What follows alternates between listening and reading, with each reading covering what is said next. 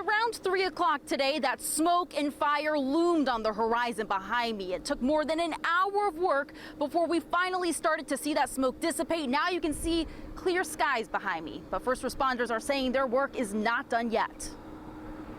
Around 2 this afternoon, Casey Smith was out farming a field when he felt his 10,000-pound sprayer shake.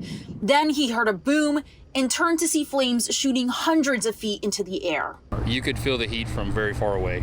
No one was hurt today. Smith says he drove down the access road right next to the valve site, counting himself lucky to be alive. Pretty nerve-wracking for sure with the pipelines and oil field that we have around the area. And I called 911 because I was worried they were actually digging a new pipeline on the farm.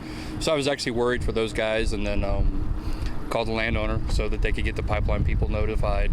The chemical company INEOS confirms a release on pipelines causing the explosion and impacting 2 pipes, one carrying ethylene and one propylene.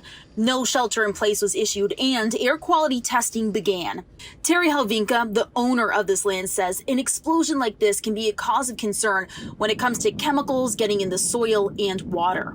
I would say you wait and see. This is, and there's always potential negative impacts from whether it's oil and gas production or transportation of those type of products. There's risk involved. The explosion happened in the unincorporated land of Brazoria County.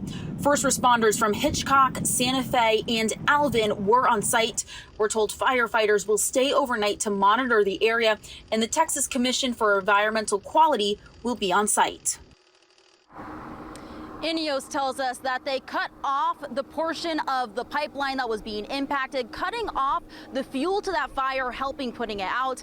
You also heard from that farmer who says that he's considering this a close call. Despite that, he says that the crops don't wait for anyone. He put himself right back out into the fields this afternoon. He says today he's very lucky to be alive.